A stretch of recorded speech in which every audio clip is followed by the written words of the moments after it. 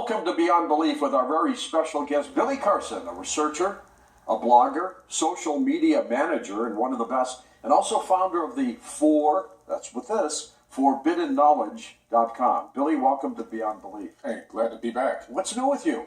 Oh, a lot of exciting things. The book that I wrote, Compendium of the Emerald Tablets, became a bestseller on Amazon. Good for you. Thank you. It's really That's a exciting. great accomplishment.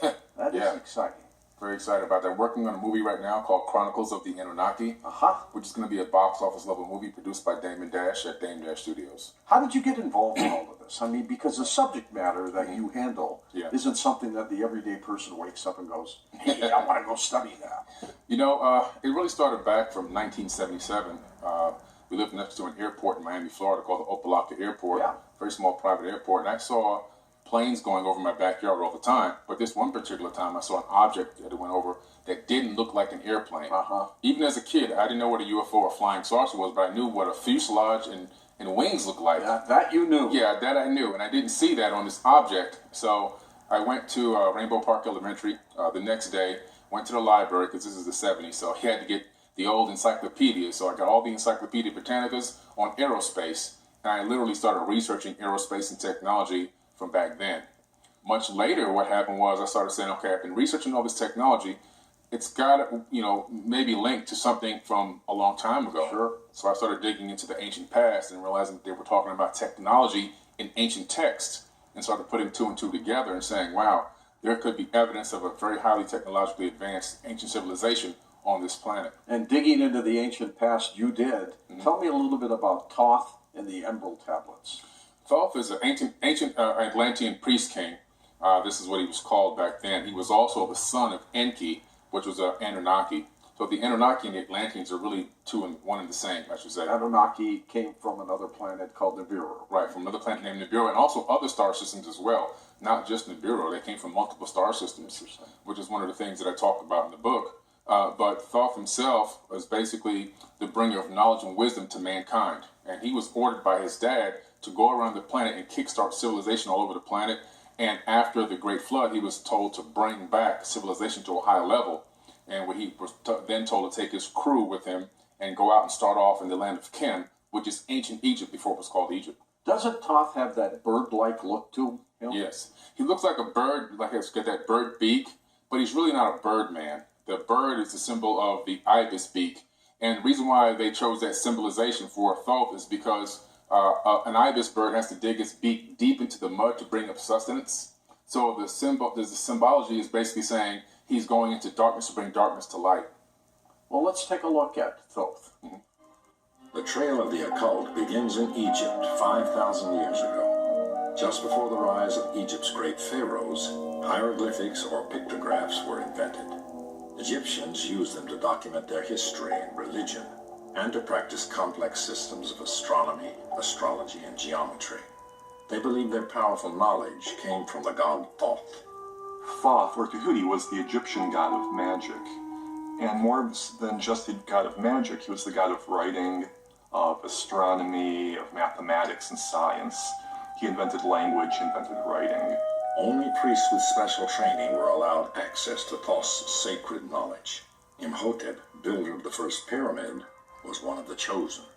Thoth was considered to be the one who gave us writing and numbers and the arts of self-cultivation through works of consciousness. Some people thought he was a person who was then deified through his accomplishments. Other people feel that this has been a mythical entity from the beginning. Legends held that a book of magic written by Thoth contained the secrets of the gods. The Book of Thoth was actually considered to be in the astral plane. Not a physical thing, but something that you had to actually travel in consciousness to arrive at. And so this is probably one of those very old incidences of channeling where an individual would get into a special state of mind, contact the Thoth energy wherever it was to be found, and then be tutored by this multilingual, multi-code kind of consciousness. What kind of a creature was this? Well, he was really a very special being.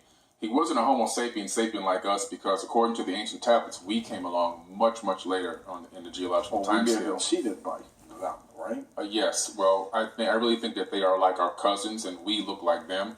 I think that Homo sapiens sapien are the new kids on the block, and that these ancient beings, these beings of old, were here many, many millions of years ago and had developed technologies to extend their lifespans for many tens of thousands of years. What was thought's role? What was its purpose? Well, this is where we get the word thought from. So he was the bringer of knowledge and wisdom to mankind. All the different languages on the planet, he was ordered to teach all the different languages, to teach the civilizations how to develop different levels of technology. And also he was the master architect of the pyramid structures all over this entire planet. That was one of the key roles. As a matter of fact, in the Emerald Tablets, he says himself, he built the Great Piece, and I built the Great Pyramid. So he developed the Great Pyramid and that technology. And then after they rose the land of Kim back to a higher level of civilization, he told the people that came along with him, his crew members, to spread out all over the planet and duplicate exactly what they did there. Billy, did he have a lifespan? I mean, how long did he live? These beings are capable of living for tens of thousands of years. He talks about going into this place called the Halls of Amenti, which is underneath the Great Pyramid. That's where he put it. And that recently has been, those rooms have been discovered down there, by the way. But anyway, he goes into these regeneration chambers where he takes an avatar body, then he puts into a regeneration chamber and leaves it in there for 100 years. While he walks amongst men in another avatar body. This is why he had so many different names and so many different looks over many eons, because he was utilizing these avatar bodies. But it's the same him. It's the same him. He transfers his consciousness from his avatar body to the next one that's regenerated, and he puts that depleted avatar body, either he gets rid of it or puts it back into a rejuvenation chamber and regenerates that one again. So they have done this for tens of thousands of years. Isn't that what we're trying to do now with cryogenics? And by downloading memory, so you can put it into a different body and you live forever? Well, we've gone even a step further than cryogenics now. They've just developed the first DNA hard drive, Microsoft has. So you can take 1 gram of DNA can store 433 petabytes of data. So they discovered that it could store digital bits of zeros and ones and information.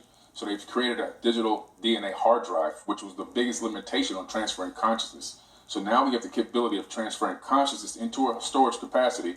And then, with now the creation of the ability to create to create avatars from stem cells, we can literally take a skin cell from your body, put it under the right chemical conditions in a laboratory, create a clone of you up to whatever age specified, and then transfer your consciousness from your body, your mind, into that new avatar. Amazing. Now,